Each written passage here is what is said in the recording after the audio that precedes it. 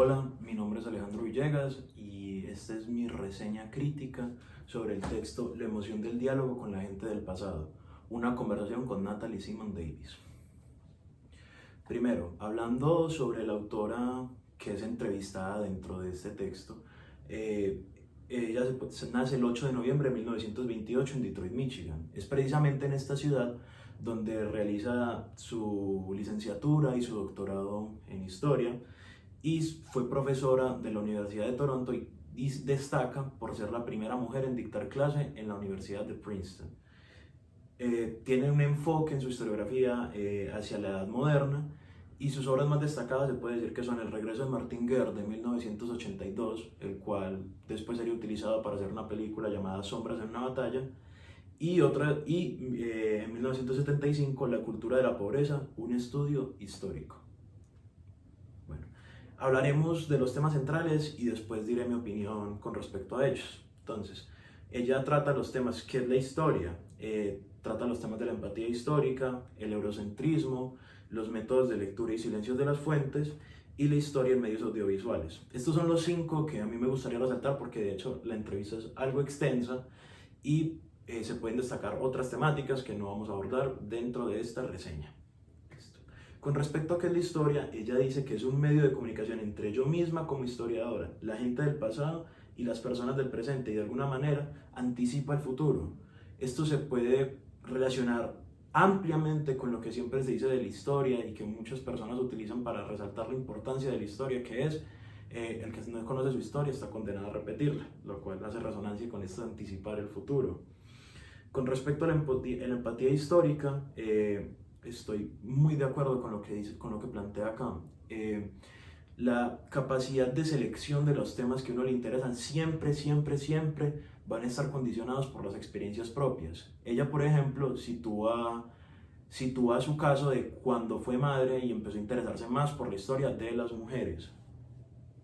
También selecciona que habla de que tu empatía nunca debe ser un sustituto para entender a las personas, es decir, tu juicio nunca debe afectar a final de cuentas tu interpretación de la historia, debes entenderla dentro de su contexto, porque si no, no se tendría una historia verdadera, se tendría una historia sesgada. Por lo tanto, estoy completamente de acuerdo con lo que plantea aquí Natalie Simon Davis.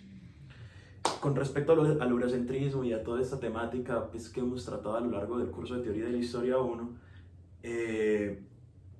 se resalta nuevamente esto, su experiencia personal. Ella habla de que fue una participante del partido marxista, entonces ella siempre estuvo interesada en la historia de los trabajadores, de los sindicatos, todas estas temáticas.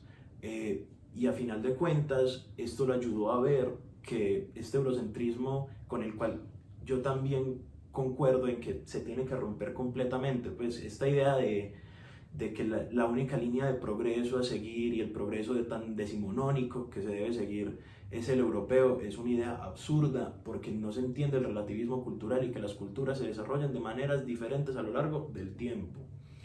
También cabe, entonces, completamente de acuerdo con esta crítica que hace. Su enfoque historiográfico se puede decir que es un enfoque hacia las personas anónimas, por así decirlo, ella lo plantea así por lo menos. Es un enfoque no hacia los grandes eventos, sino hacia personas en particulares, y de hecho, por eso es que mencioné anteriormente lo de la biografía, ella se considera en ciertos casos una biógrafa. Por lo tanto, esto es súper importante para ella. Si bien a mí sí me importa, yo sí en lo personal estoy más interesado en estas temáticas más grandes, sobre todo en la historia militar de estas partes más grandes, considero súper respetable lo que hace, que es una eminencia en el tema. Y de hecho con compañeros que me he encontrado a lo largo de la carrera, este enfoque les interesa mucho, por lo tanto es una lectura muy recomendada para este tipo de personas. Con respecto a los métodos de lectura, ella resalta 3 formas de lograr entender una fuente. Primero, que ella agrupa las fuentes, todo lo que logra encontrar, después las contrasta y las compara, y después finalmente las interpreta, sin, como ya dije, que su empatía afecte esta interpretación. Esto me parece muy interesante y me parece que plantea muy claramente cómo se puede llegar a hacer una historia crítica, muy crítica, por lo tanto es muy destacable esto.